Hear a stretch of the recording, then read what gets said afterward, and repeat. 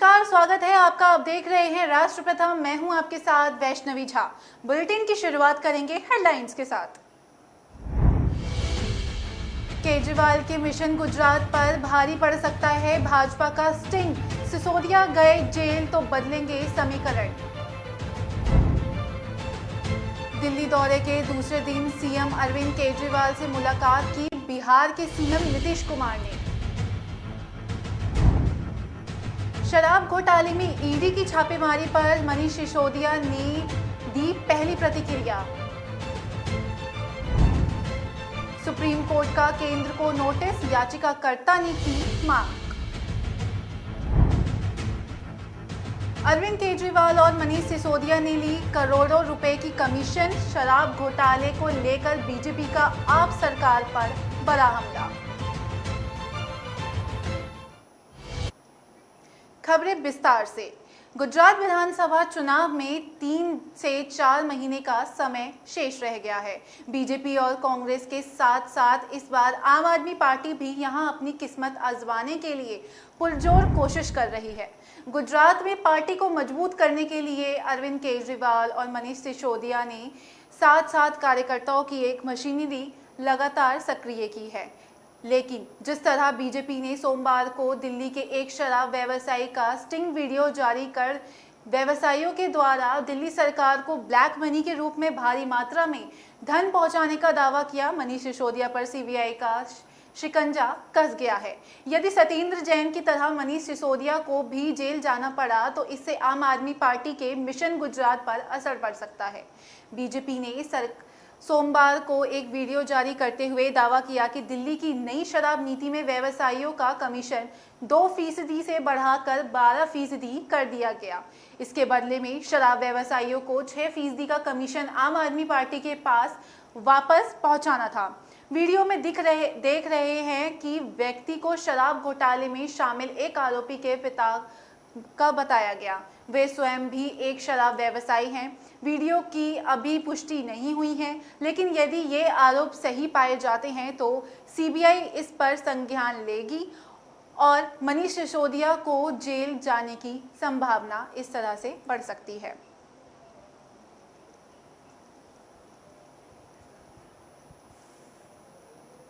बिहार के मुख्यमंत्री नीतीश कुमार आज सोमवार को 3 दिवसीय दौरे पर दिल्ली पहुंचे। सीएम नीतीश ने दिल्ली में कल मंगलवार को 6 सितंबर को आम आदमी पार्टी के राष्ट्रीय संयोजक और दिल्ली के सीएम अरविंद केजरीवाल से मुलाकात किया। सीएम नीतीश ने आपके मुखिया केजरीवाल से दोपहर 1:30 बजे के आसपास मुलाकात किया।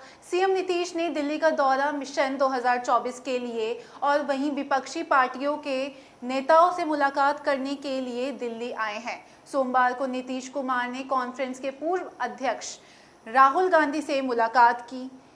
इसके बाद वो कर्नाटक के पूर्व सीएम और जेडीएस नेता एचडी कुमार स्वामी ने दिल्ली में बिहार के मुख्यमंत्री नीतीश कुमार से मुलाकात की। दिल्ली 3 दिवसीय दौरे पर पहुंचे सीएम नीतीश कुमार कल कई नेताओं से मुलाकात भी करेंगे। इसमें वह सीपीआई नेता सीताराम येचुरी से 11:30 बजे, डी राजा से 12:15 के आसपास, अरविंद केजरीवाल से 1:30 और हरियाणा के पूर्व मुख्यमंत्री ओम प्रकाश चौटाला से शाम 4 बजे मुलाकात उन्होंने की। इसके साथ ही सीएम नीतीश कुमार ने सीताराम येचुरी और डी राजा से सीपीआई दफ्तर से मुलाकात भी इस दौरान किया। सीएम केजरीवाल से वो आवास पर मिलने भी गए। वहीं नीतीश कुमार ने ओम प्रकाश चौटाला से मिलने उनके गुरुग्राम स्थित आवास पर पहुंचे। सीएम नीतीश कुमार सपा संरक्षक मुलायम सिंह यादव से भी मुलाकात कर सकते हैं। राहुल गांधी से नीतीश कुमार की मुलाकात करीब 50 मिनट तक चली। कांग्रेस के सूत्रों की माने तो बिहार सरकार को कांग्रेस के समर्थन के लिए सीएम नीतीश कुमार ने कांग्रेस सांसद राहुल गांधी का आभार व्यक्त किया। इसके साथ ही साल 2024 के चुनावों की रणनीति पर भी चर्चा हुई और ये चर्चा ठोस बताई गई।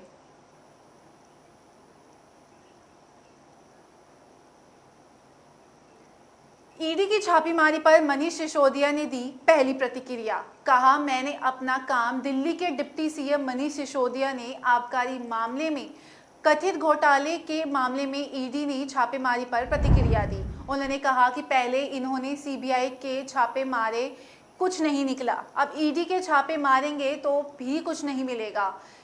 आम आदमी पार्टी के नेता ने कहा कि मैंने ईमानदारी से काम किया है, कहीं कुछ नहीं निकलेगा।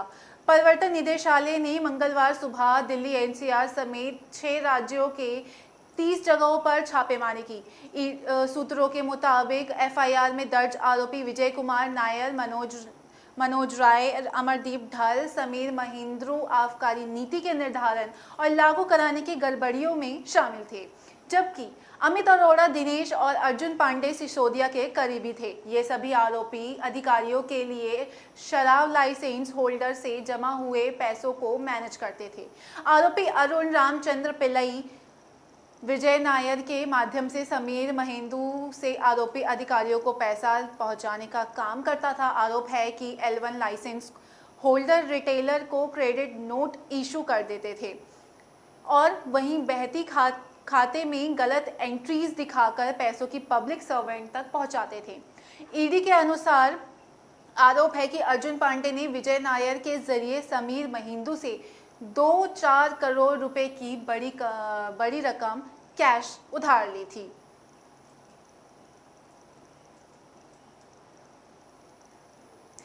याचिकाकर्ता ने ये मांग की है कि सुप्रीम कोर्ट ने सोमवार को जनसंख्या विस्फोटक को नियंत्रण करने के लिए नियम और दिशा निर्देश तैयार करने के निर्देश देने के संबंध में याचिका पर केंद्र को नोटिस जारी किया। ये याचिका मौलाना आज़ाद के पोते वक्त अहमद द्वारा की गई, जिसे कोर्ट में समान लंबित याचिकाओं के साथ टैग भी किया गया। न्यायमूर्ति अनिरुद्ध बोस की अध्यक्षता वाली पीठ ने अहमद की याचिका पर नोटिस जारी किया है। इस याचिका में जनसंख्या विस्फोट को नियंत्रित करने के लिए निर्देश देने की मांग की गई है, जिसमें राष्ट्रीय आयोग की 24वीं सिफारिश का जिक्र किया गया। विकल्प के तौर पे याचिकाकर्ता ने भारत के विधि आयोग को जनसंख्या को नियंत्रित करने के लिए सुझाव देने के लिए भी कहा, जिसमें 3 महीने में जनसंख्या विस्फोट पर विस्तृत रिपोर्ट तैयार करने की मांग की।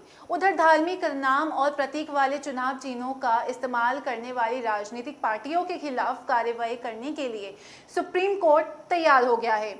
इस संबंध में अदालत में एक याचिका में दायर की गई थी, जिसे लेकर कोर्ट ने स्वीकार कर लिया है। सोमवार को हुई सुनवाई के दौरान कोर्ट ने केंद्र और चुनाव आयोग को नोटिस जारी किया, जिसमें 4 हफ्ते में जवाब मांगा है। इस मामले में अगली सुनवाई 18 अक्टूबर को होनी है। बता दें कि याचिका में कहा गया कि धार्मिक नाम या चिन्हों का इस्तेमाल करने वाली सियासी दलों पर प्रतिबंध लगाया जाए। सुप्रीम कोर्ट ने याचिकाकर्ता को राजनीतिक पार्टियों को भी पक्षकार बनाने की इजाजत दी।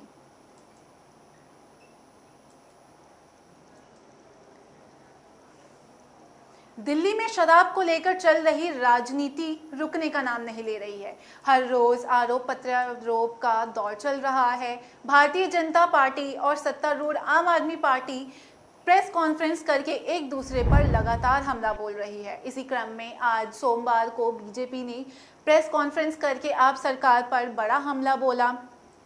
प्रेस कॉन्फ्रेंस में बीजेपी प्रवक्ता संबित पात्रा ने कहा, जब आम आदमी पार्टी कहती है कि उनकी नई शराब नीति अच्छी है, तो फिर ये नीति वापस क्यों नहीं ली। संबित पात्रा ने आगे कहते हुए कहा कि आम आदमी पार्टी कट्टर भ्रष्टाचारी पार्टी है। प्रेस कॉन्फ्रेंस में बीजेपी प्रवक्ता संबित पात्रा ने आरोप लगाया कि दिल्ली सरकार ने शराब घोटाला करके बड़ा पैसा कमाया है।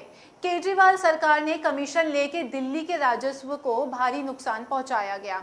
उन्होंने आरोप लगाते हुए आगे कहा कि नई शराब नीति लाकर खुली लूट मचा रखी है। बीजेपी प्रवक्ता संबित पात्रा ने आगे आरोप लगाते हुए कहा कि नई शराब नीति के बाद कई लोगों से 150 करोड़ रुपए तक की कमीशन ली गई। शराब की बिक्री से होने वाले का फायदा 80% हिस्सा केजरीवाल के दोस्तों को मिला है। उन्होंने आरोप लगाया कि शराब घोटाले से उप मुख्यमंत्री ने मोटा माल कमाया। इसके साथ ही संबित पात्रा ने आगे कहा कि आम आदमी पार्टी कट्टर बेईमान पार्टी है। सीएम अरविंद केजरीवाल और डिप्टी सीएम मनीष सिसोदिया ने शराब माफियाओं से कमीशन ली और उन्हें कुछ भी करने की खुली छूट दे दी। दिल्ली की जनता का पैसा आप सरकार ने लूटा है और सिसोदिया को बचाने का कोई रास्ता अब नहीं बचा है। प्रेस कॉन्फ्रेंस में बीजेपी ने आरोप लगाया कि नई शराब नीति से शराब की बिक्री तो बढ़ी, लेकिन दिल्ली का राजस्व घट गया। दिल्ली सरकार ने लोगों के घर तक पहुंचाने की जगह शराब के ठेके खोल दिए, जिसके साथ ही बीजेपी ने दिल्ली सरकार के मंत्रिमंडल से मनीष सिसोदिया को हटाने की मांग की है। इसके साथ ही बीजेपी का दावा है कि मनीष सिसोदिया के बाद दिल्ली के सीएम और आपके राष्ट्रीय संयोजक अरविंद केजरीवाल का भी अब नंबर आएगा।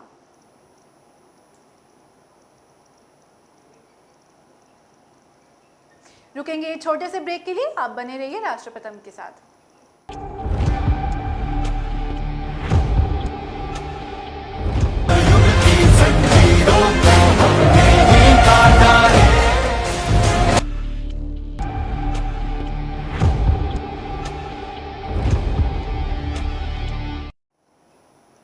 ब्रेक के बाद स्वागत है आपका। रुक करेंगे अगली खबर का।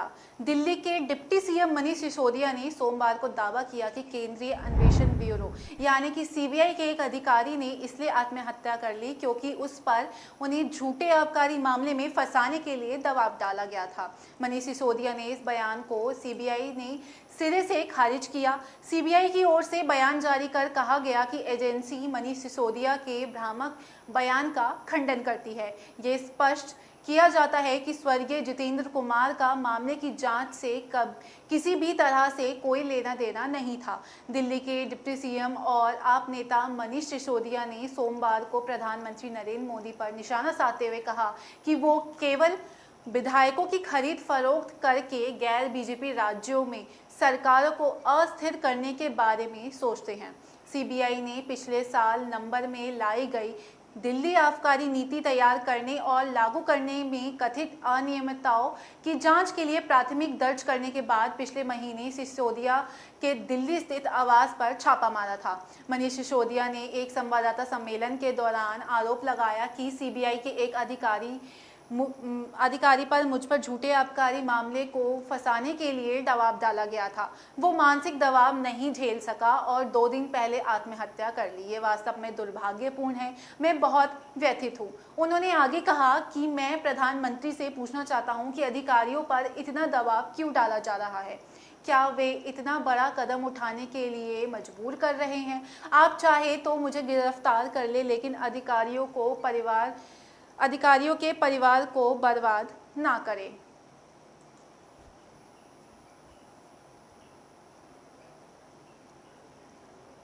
दिल्ली सरकार द्वारा बीते दिनों लाई गई आबकारी नीति में कथित घोटाले के आरोप की जांच में आप प्रबंधन निदेशालय की भी एंट्री हो गई है। राष्ट्रीय राजधानी दिल्ली समेत 6 राज्यों में मंगलवार को शराब घोटाले को लेकर प्रवर्तन निदेशालय में छापेमारी की है। मिली जानकारी के अनुसार ईडी ने दिल्ली के अलावा दूसरे राज्यों में भी छापेमारी की गई है। बताया गया है कि 30 से ज्यादा जगहों पर छापेमारी चल रही है। दिल्ली आबकारी नीति मामले में कुल 30 से ज्यादा लोकेशन पर छापेमारी की जा रही है। ईडी मुख्यालय के सूत्रों के मुताबिक मनीष सिसोदिया के आवास पर फिलहाल छापेमारी नहीं हो रही है। ईडी के सूत्र अधिकारियों के मुताबिक दिल्ली समेत उत्तर प्रदेश के लखनऊ, हरियाणा के गुरुग्राम, चंडीगढ़, मुंबई, हैदराबाद, बेंगलोर में अभी भी छापेमारी चल रही है। मिली जानकारी के ईडी की टीम दिल्ली स्थित जोरबाग में भी पहुंची है। ईडी ने समीर महिंदू में यहाँ छापा मारा है। इन्होंने 1 करोड़ रुपए मेमर्स राधा इंडस्ट्रीज राजेंद्र पैलेस स्थित यूको बैंक के अकाउंटेंट में ट्रांसफर किए थे। अब तक की जानकारी के मुताबिक मूल रूप से आज की ईडी की कार्रवाई प्राइवेट व्यक्तियों के खिलाफ हो रही है, जिनका नाम सीबीआई के प्राथमिकी में दर्ज है। इससे पहले बीजेपी ने सोमवार को आम आदमी पार्टी के खिलाफ हमले तेज करते हुए सोमवार को एक स्टिंग ऑपरेशन का वीडियो जारी किया, जिसमें कथित शराब घोटाले के एक आरोपी के पिता दावा करते दिख रहे हैं कि उन्होंने दिल्ली में शराब का लाइसेंस हासिल करने के लिए कमीशन दिया था। बीजेपी प्रवक्ता संबित पात्रा ने पार्टी मुख्यालय में संवाददाताओं को संबोधित करते हुए कहा कि नई शराब नीति से जो लूट मची हुई थी उसका आज खुलासा हुआ है। पहली बात ये कि 80% का जो लाभ है वो दिल्ली की जनता की जेब से निकल रहा है। मनीष सिसोदिया और अरविंद केजरीवाल ने कमीशन के माध्यम से अपनी जेब में डाला।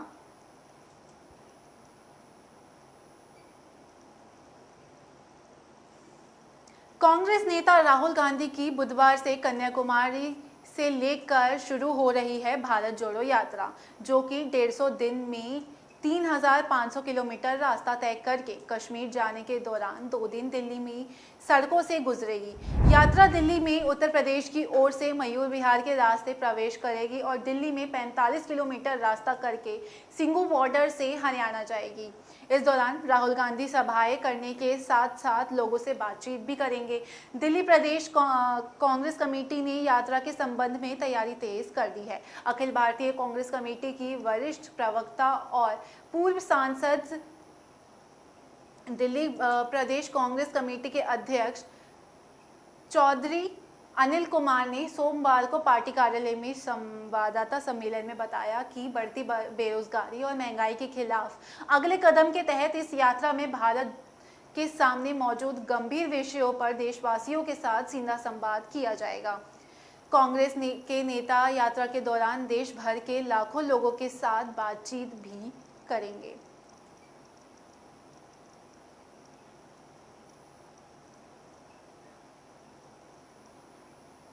उत्तरी दिल्ली के वजीराबाद इलाके में सोमवार शाम एक युवक की चाकू घोंपकर हत्या कर दी। मृतक के शिनाख्त राहुल यादव, जो कि 25 उम्र के रूप में सामने आई हैं। सूचना मिलते ही पुलिस मौके पर पहुंची।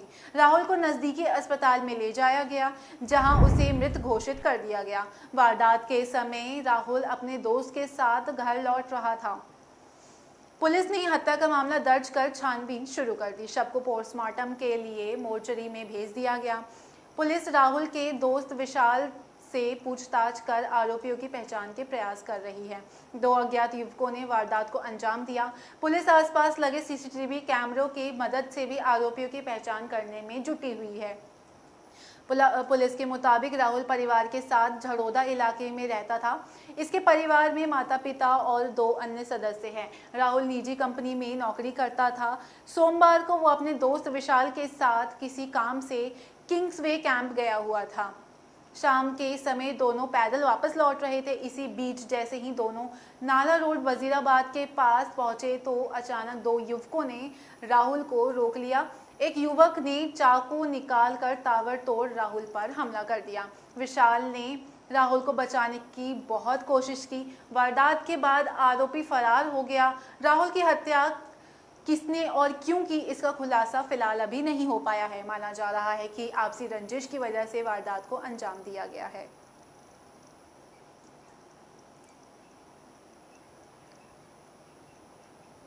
मिसलगढ़ी में सोमवार सुबह करीब 4 बजे टीना, जो कि 24 उम्र की बताई जा रही है, उसको बेरहमी से हत्या कर दी गई। इस संबंध में मृतका के पति गौरव को गिरफ्तार कर लिया गया। 7 बजे पकड़े जाने पर उसने जुर्म कबूल करते हुए पुलिस को बताया कि उससे टीना से के किसी प्रेम संबंध का शक था। आरोपी ने बताया कि उसके शराब पीकर आने पर झगड़ा भी करती थी, इसलिए गुस्से में आकर उसने उसकी जान ले ली।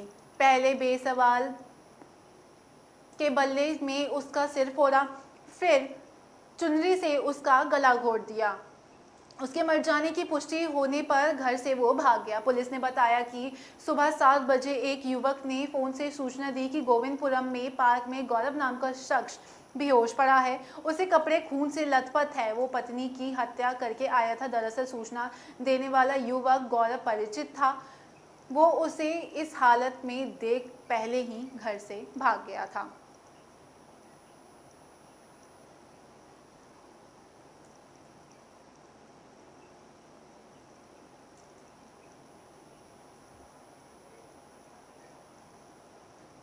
रुकेंगे छोटे से ब्रेक के लिए। आप बने रहिए राष्ट्र प्रथम के साथ।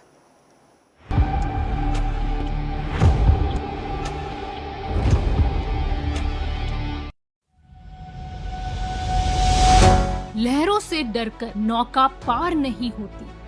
कोशिश करने वालों की कभी हार नहीं होती।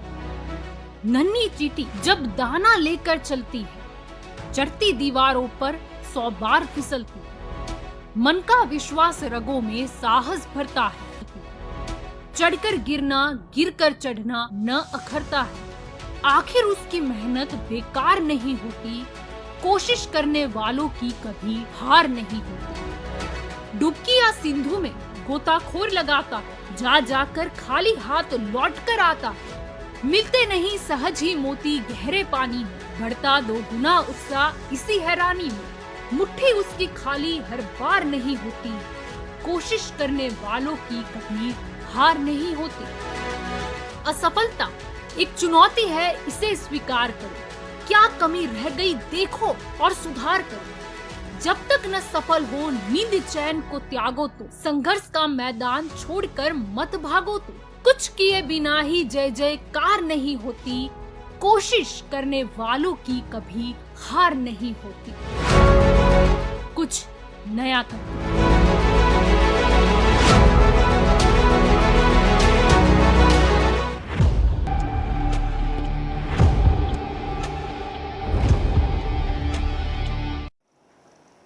ब्रेक के बाद स्वागत है आपका। रुक करेंगे अगली खबर का। आतंकी हमलों के इनपुट के बीच प्रधानमंत्री नरेंद्र मोदी की सुरक्षा को देखते हुए 8 सितंबर को इंडिया गेट सर्किल पूरी तरह से बंद रहेगा। इंडिया गेट के सभी 10 मार्ग और राजपथ के आसपास के मार्गों को पूरी तरह से बंद रखा जाएगा। 8 सितंबर को बसों को नई दिल्ली इलाके में आने नहीं दिया जाएगा। ऐसे में दिल्ली वासियों को 8 अगस्त को बड़े पैमाने पर जाम का सामना करना पड़ सकता है।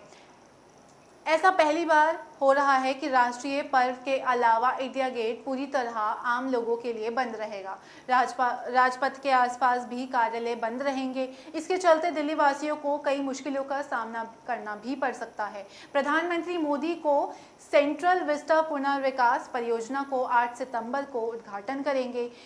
इस समय आतंकी हमले के इनपुट भी हैं। ऐसे में प्रधानमंत्री की सुरक्षा को देखते हुए सुरक्षा एजेंसियों ने ये बड़ी चुनौती दी है। प्रधानमंत्री मोदी की सुरक्षा को देखते हुए इंडिया गेट को 8 अगस्त को शाम 6 बजे से लेकर रात 9 बजे तक बंद रखा जाएगा। 8 सितंबर को इंडिया गेट के सभी 10 मार्ग और राजपथ के आसपास सभी मार्गों को आम वाहनों के लिए बंद रखा जाएगा। इसके अलावा बसों को भी नई दिल्ली में आने नहीं दिया जाएगा। 8 सितंबर को बसों की नई दिल्ली को बाहर ही रखा जाएगा।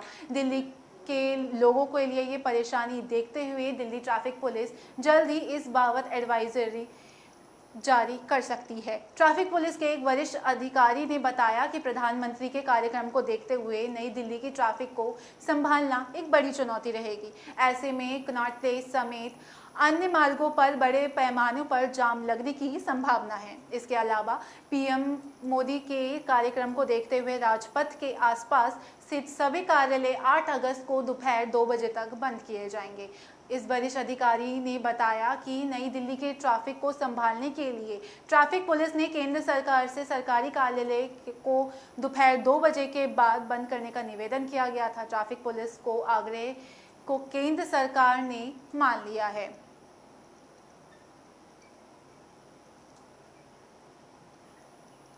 कॉमेडियन राजू श्रीवास्तव की अस्पताल में भर्ती हुए 28 दिन हो गए हैं। हालांकि राजू को अब तक होश नहीं आया है।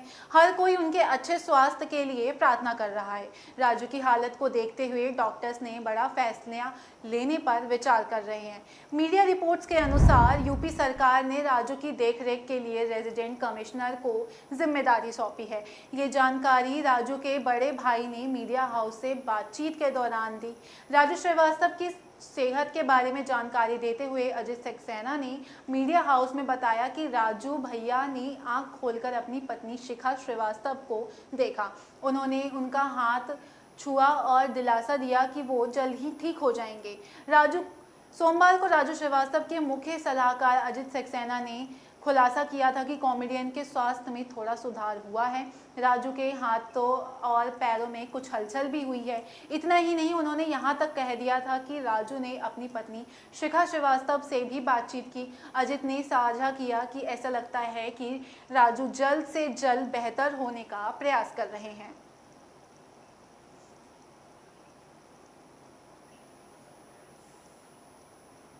दिल्ली में लंबे समय के बाद रविवार को कोरोना के किसी भी मरीज की पुष्टि नहीं हुई।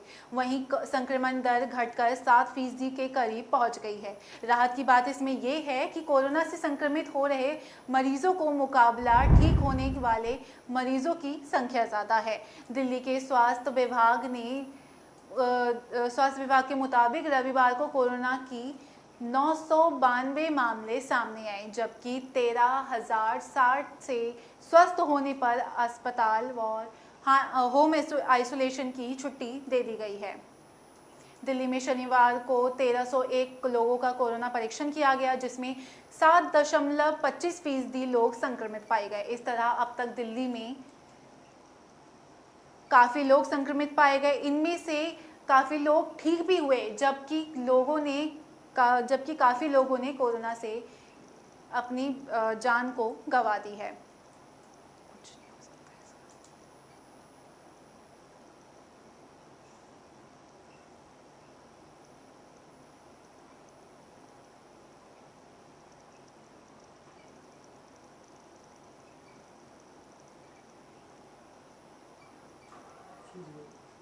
क्या चल रहा है? क्या चल रहा है ये विजुअल? हाँ, और ये धूप की खबरें क्यों दिखा रहे हैं हम?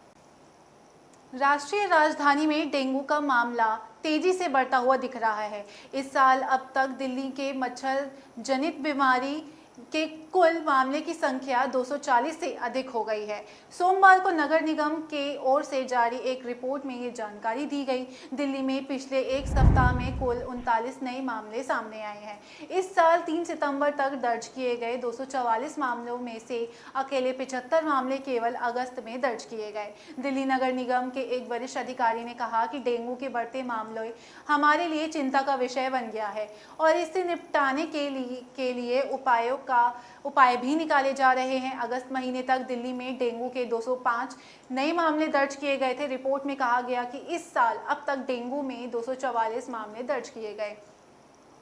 एमसीडी के रिपोर्ट के मुताबिक शहर में जनवरी के डेंगू 23 मामले, फरवरी में 16, मार्च में 22 और अप्रैल में 20, मई में 30, जून में 32, जुलाई में 26 और अगस्त में 75 मामले दर्ज किए गए। हालांकि इस साल अब तक मच्छर जनित बीमारियों के कारण किसी की मौत की खबर सामने नहीं आई है। नगर निगम ने कहा कि एमसीडी कई नियंत्रण उपाय कर रहा है, जैसे जन जागरूकता अभियान, कानूनी कार्रवाई।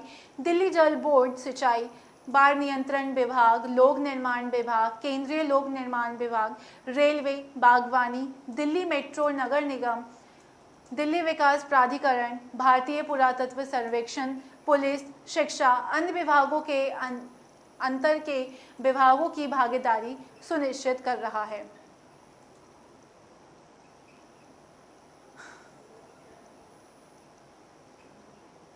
दिल्ली एनसीआर में उमस अभी भी बनी हुई है, हवा नहीं चल रही है। ये हालात लोगों की परेशानी और भी बढ़ा रही है।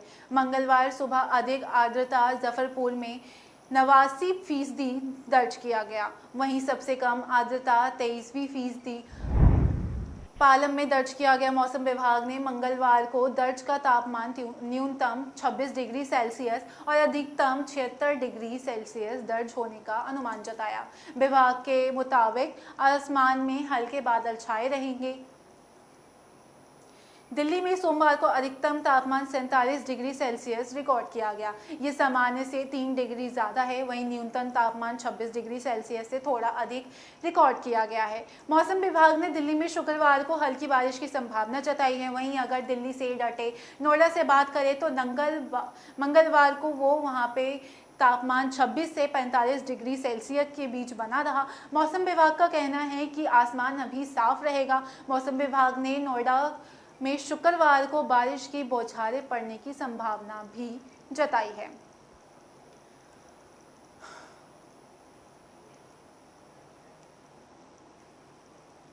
फिलहाल इस बुलेटिन में इतना है। आप विस्तार से खबरों को जानने के लिए हमारी वेबसाइट का प्रयोग कर सकते हैं। हमारी वेबसाइट का पता है www.kalamkartavya.com।